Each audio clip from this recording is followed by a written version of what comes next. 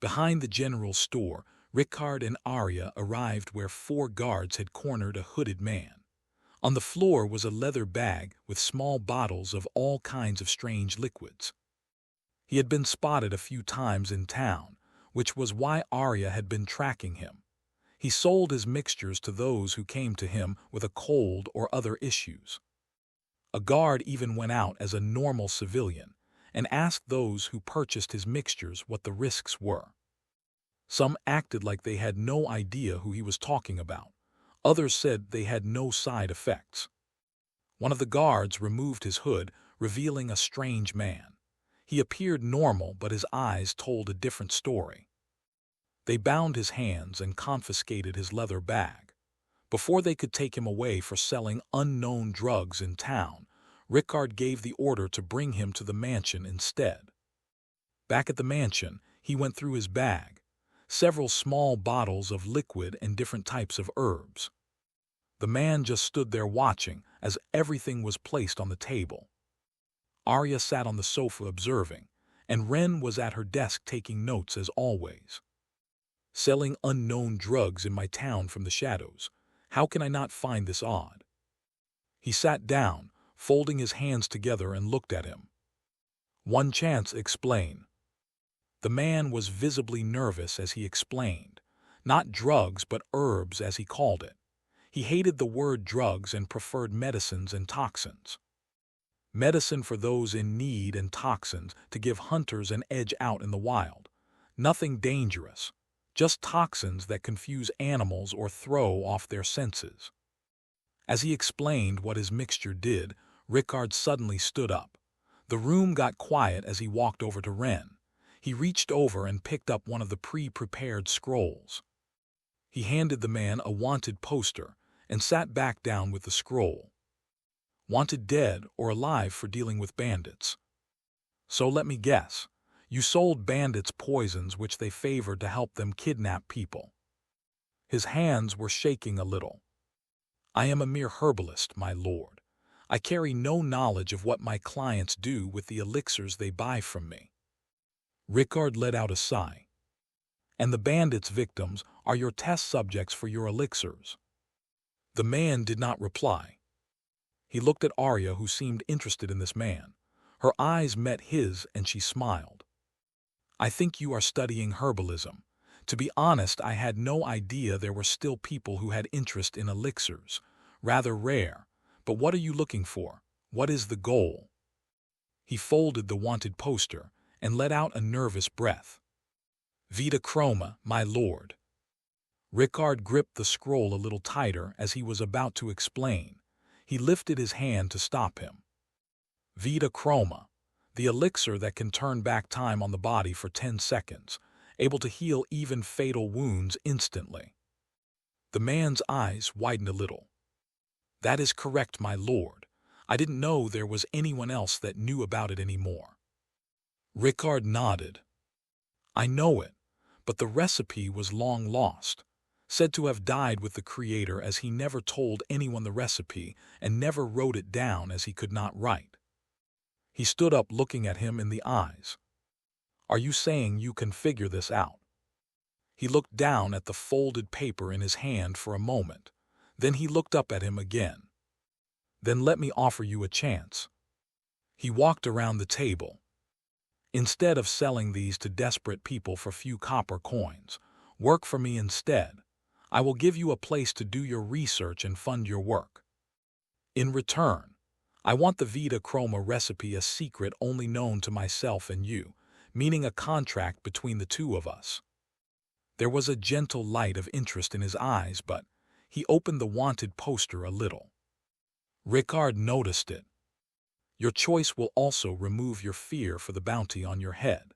I can decide that your bounty be useless as long as you are in my growing territory. Arya's attention leaned down at the table as her father offered the man a contract. He gladly agreed to deal as he wrote his name on the contract. She quickly leaned forward and swiped a vial of black liquid. She opened it and poured it into her mouth. Bren, the herbalist, panicked. Wait, that is an extremely dangerous poison. Rickard turned around and saw the empty vial in her hand.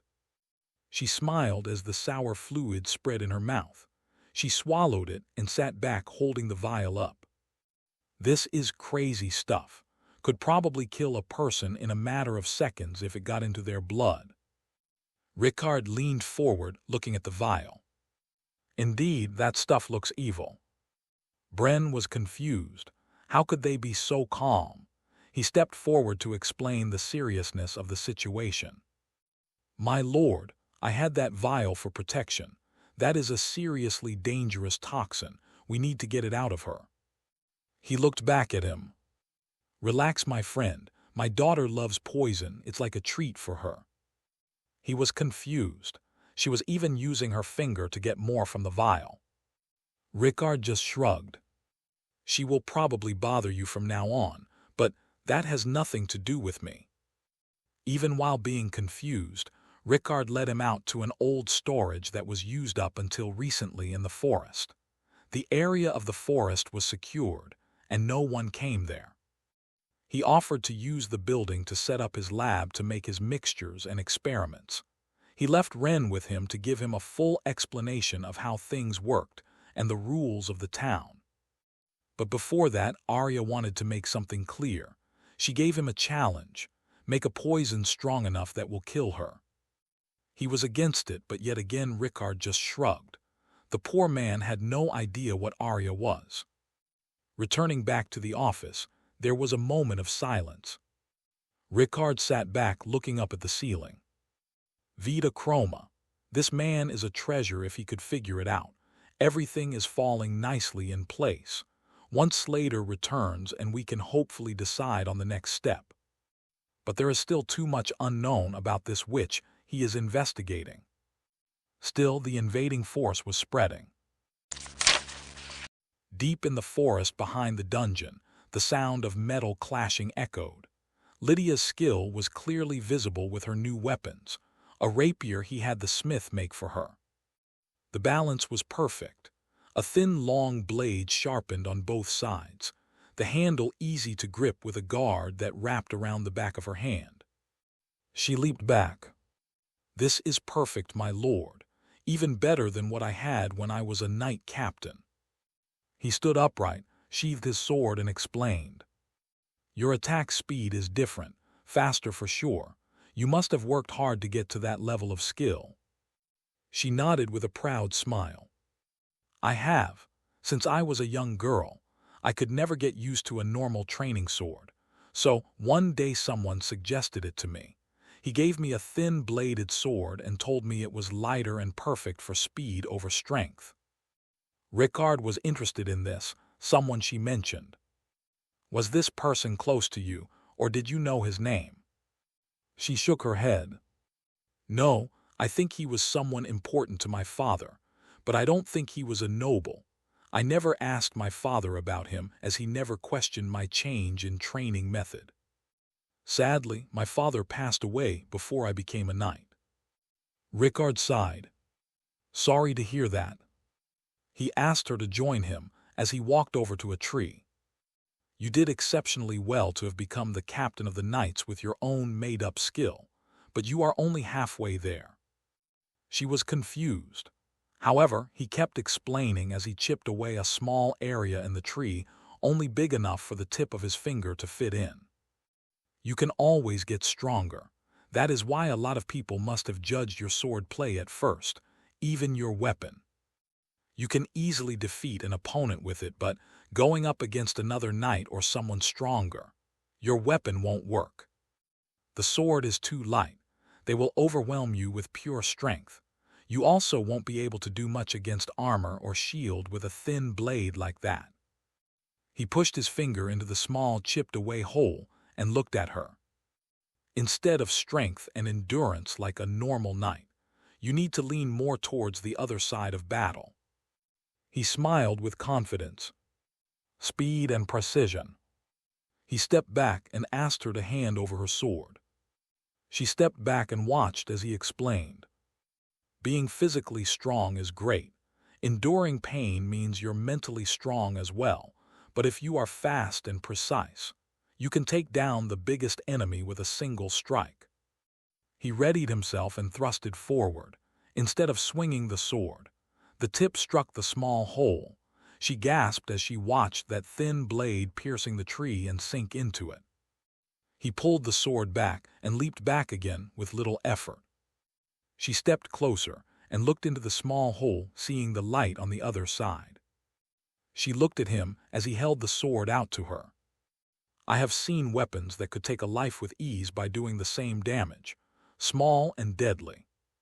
Wielding a rapier is about speed and precision. She took her sword and looked at the blade, not even slightly bent. I can teach you, but you are going to have to forget everything you know about dueling. It will be hard as well.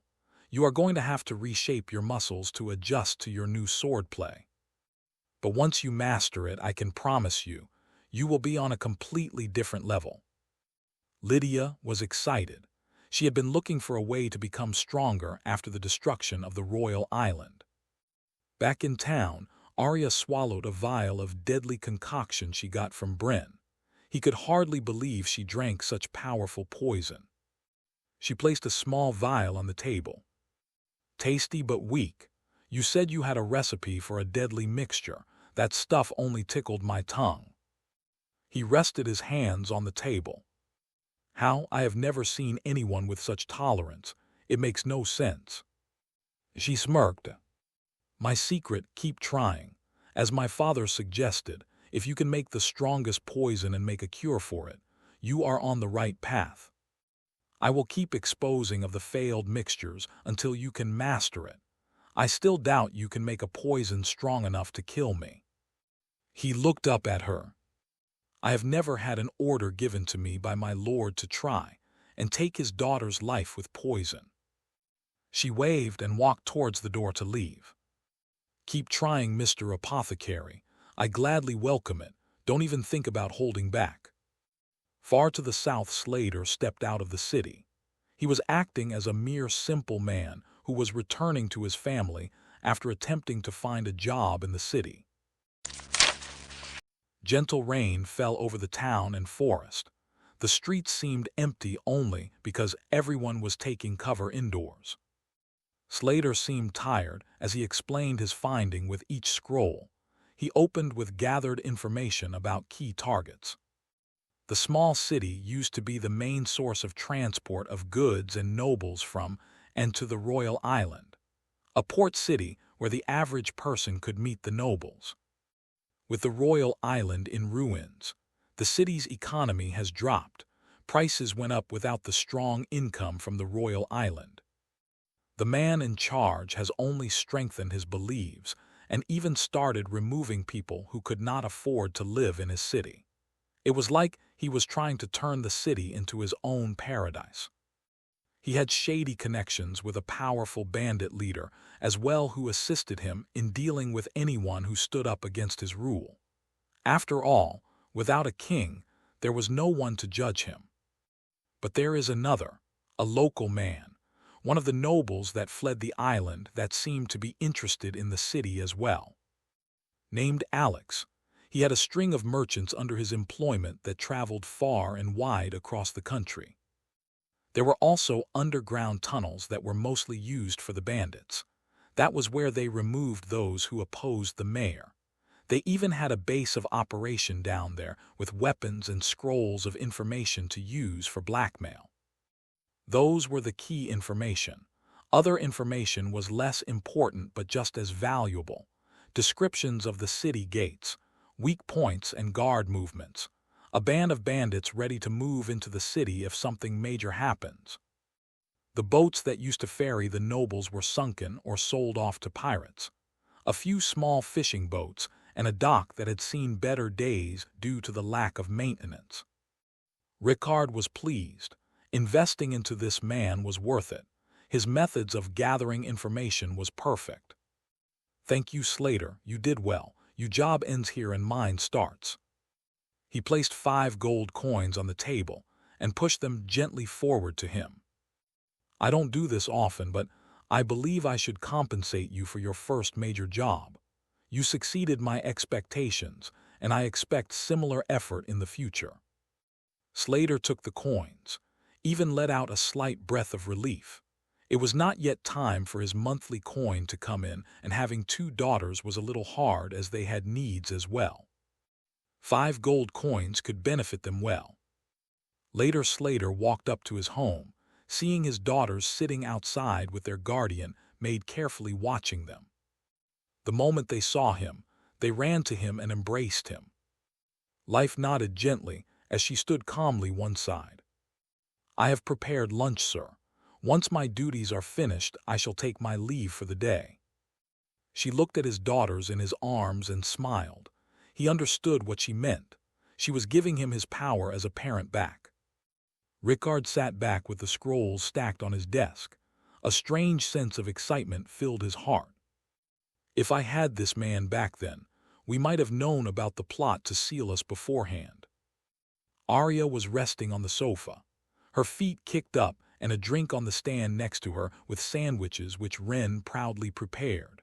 A small black spider sitting on the sofa with her in the sun. "Seems like you're enjoying yourself, father." He opened one of the scrolls. "Yes, this is rather entertaining, but this is only the beginning still." He closed the scroll and sat back in his chair. "What do you say? You interested in taking charge of my plan to take over a city?" Her head leaned to the left, her eyes met his. "Not a problem," she said as she reached for another sandwich. The next day, Secretary Maya with the head captain Lydia joined him for a meeting. Given she was a noble not too long ago, he thought he could find more information. He laid the information out before them, and the plan he had so far. Then he dropped the name he had hoped would give him a clear understanding on his next decision. "It seems there is someone that might be of use, a noble by the name Alex. He seems to have an interest in the city as well." Maya reacted to the name. She looked up from the scroll first in Lydia and then at him. "I know this man. He always tried to purchase land or rights for a small settlement, but my father never agreed with it. He didn't really have a strong relationship with my father." Lydia nodded. "Indeed. He was once held in prison for a week while under investigation to attempt to overthrow the king. He once also called the king a fool, which cost him a lot of coin as punishment." As they discussed this man, Rickard was making notes. This city could be a great benefit. Having someone like that causing a disturbance constantly could be a problem, or a solution. 4 men armed in armor and sword with shield stood before him. They were the first to go through his new training method. Instead of swinging away at a log the whole day or duel each other, he had them go through a different training method, all under Lydia's guide as the captain of all the guards. At first there were complaints, but just looking at them one could tell. They were stronger and more confident. They were not yet where he would like them to be, but progress was good. Roxy with 2 of her men walked up to them. She saw the guards. They were smaller than her own muscular men. She just smirked and greeted him. "Yo, didn't think I would meet you so soon again." He looked back at her and nodded. "Indeed, but time waits for no one." He nodded for her to follow as he went back to the mansion. Her men waited outside as usual. She sat down in the chair as Ren placed a cup with her favorite booze in front of her. Rickard did not sit. He stood behind his desk with his arms behind his back. "I have found a secret bandit organization that functions in the shadows of Port Vista, the royal port city the royals and nobles used. I need to know everything you know about them." She sipped on her strong beverage, a strange feeling wrapped in her chest once more. Port Vista Command Center, one of the main points where bandits go to trade since we are not allowed to just walk into a town or city. There are several of them spread out across the country.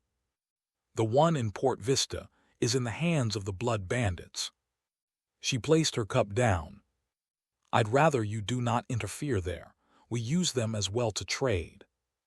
He looked out the window, seeing Zinnia working in the flower garden, while her brother prepared for another flower bed. They had changed a lot since they were given the chance. Zinnia seemed happy to tend to the garden as she oversaw the flowers. The garden around the mansion had already felt different in a good way. He looked back at Roxy. Most likely had a rough childhood as well. She must have turned to being a bandit to survive a harsh world, given how her red hair stood out. At this point I won't share my plans, but I might clash with those bandits. That city is important to me for reasons I also will not share. For now, I simply want to know what will happen if that organization was removed. Her smile faded. Removed, that might cause serious problems. That is the only trade in the south for us. With routes leading to other trade in other regions, it will cause chaos. Bandits being forced to go through each other's territory. Sounds like a spark for a bandit war. Not something you want happening with so many people and merchants using the roads. Finally, he sat down. He realized she was right. If he wanted to take that city, he might have to accept them being there. He thought about having her take over the organization and maybe moving it elsewhere. That could also become complicated real quick. Unless the person that takes charge of that town is fearless enough not to cave when bandits come knocking. Later that morning, Roxy left the mansion heading towards the town. She also came to stock up on some goods for her cave. Arya stepped closer to him as he watched her walk down the path. It seems the bandits have rooted themselves very deep into life here. He nodded. So it would seem. For the next few days, Rickard stayed in his room at the back of the hallway on the top floor. No servants were ever allowed in there, so they always left food and drink at the door on a small table. Arya also just remained idle. Rain swept over the town once more, which stopped all efforts. On the 5th day, he called a meeting with Arya and Lydia. They sat with him at the table. He wasted no time and revealed his plan. Port Vista is going to fall under my territory, our biggest task so far. This is not a simple small town we can take over. There are too many innocent people, a lot of guards and a bandit organization which that mayor can call on at any moment, most likely. We also have another task at hand, which I plan to deal with myself. Lydia was the first to speak on this plan. My lord, Port Vista is a big city with a lot of guards. We have only one squad so far that still need a captain according to your plans. Our patrolling guards are still more show than action while training is happening. Are we not taking on a task that is too big for us? He nodded in agreement. Correct, which is why we are not going to rush this. I am not foolish enough to just march up to a city and demand they hand it over. He sat back in his chair once more. For now, I am only revealing my plans. Once everything is in place, I will update you more before we act. Lydia left that meeting feeling nervous. They were not nearly ready to take on a city of armed guards. After she left, Arya looked at him. Even she knew this was a big risk. Not impossible if they planned to risk the death of many people in the battle. He noticed she was concerned. Relax, Arya. I'm not planning on putting innocent lives at risk. That age is long gone. She trusted him and just nodded. Then the door opened and a familiar face walked in. Even Ren was surprised to see him or it again. Arya suddenly stood up as he walked around the table to see it. Father, what are you planning? She looked at it. It had no emotion. It had always made her feel uneasy, like something that shouldn't be. A gamble, he said. He placed his hands on its shoulders. The avatar of strength. It might be a bit too much, but I have no interest in failing. Arya laughed a little. More like far too much. The Alpha Dragon can vouch for that since you nearly ripped its head off with this thing. Ren didn't understand what they were talking about, but she remembered her lord telling her that it was a weapon and not a person. It walked over to the corner and stood still. Rickard placed his hand on Arya's head, comforting her. It will be a mere distraction. I am not planning on using it against them." He returned to his seat. "But this will leave me vulnerable, which is why Ren will stay with me until the matter has been dealt with." Arya looked back over at Ren, who tried to not be curious about that strange human-looking thing. "Right, Ren, your personal project." Ren blushed a little. Arya walked over to her and placed her finger on her nose. "I would like to test your skill for myself, but if my father believes you are up for it, then I shall trust him in your hands." So the planning started. There was a lot to prepare for, but in the meantime there was another thing he had to deal with: the Witch of the Highlands. Out in the middle of nowhere, Rickard stepped out of a carriage. They were on a hill elevated nicely over the area. The view was beautiful and the air cool.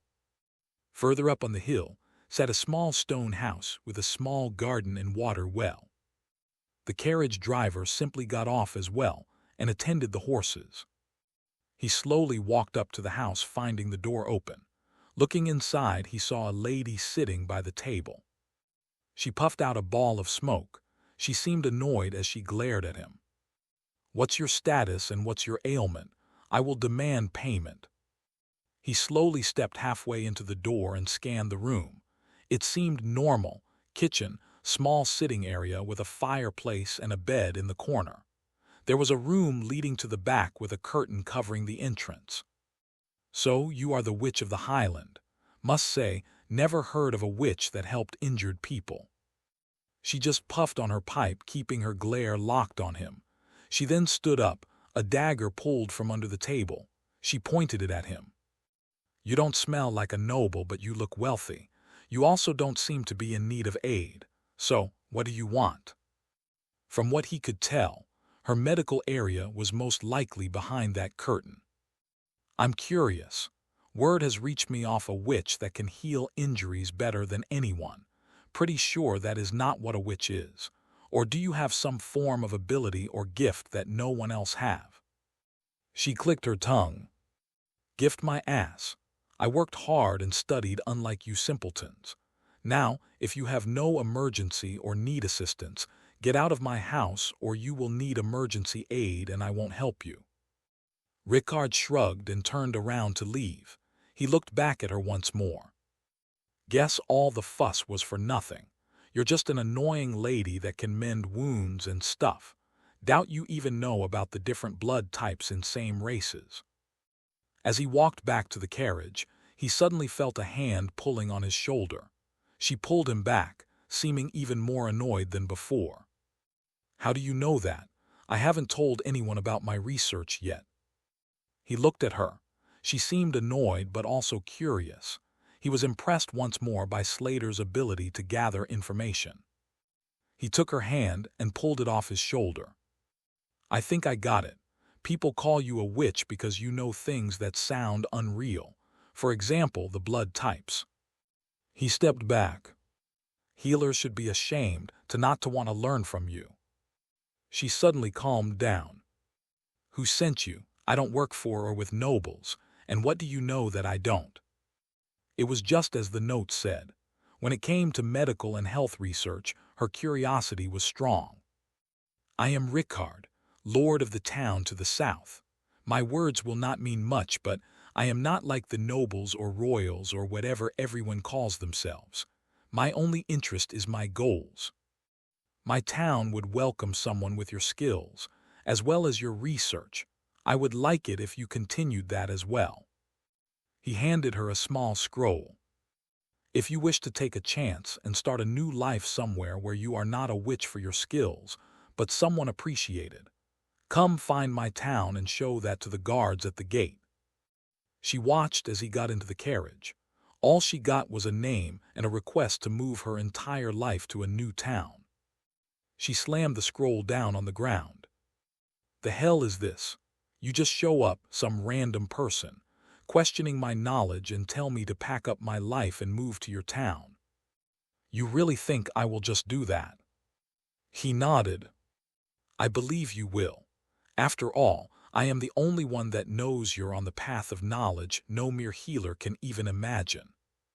There was a moment of silence as the carriage driver got ready. I invest in those who wish to expand their knowledge for me to benefit from. You can stay here, be a mere emergency helper to scum, or you can become someone loved by a town and be more than a witch in the middle of nowhere. The carriage left again, leaving her standing there confused. She looked down at the scroll and picked it up. 5 gold coins fell out of the scroll as she opened it. Inside was a small note wrapped up in the scroll as well. Use the coin to pay for your moving fees, or stay where you are and use the coin to further your research. In the meantime, elsewhere, Arya was nearing the port city. It had been a 4-day journey just to meet a stranger.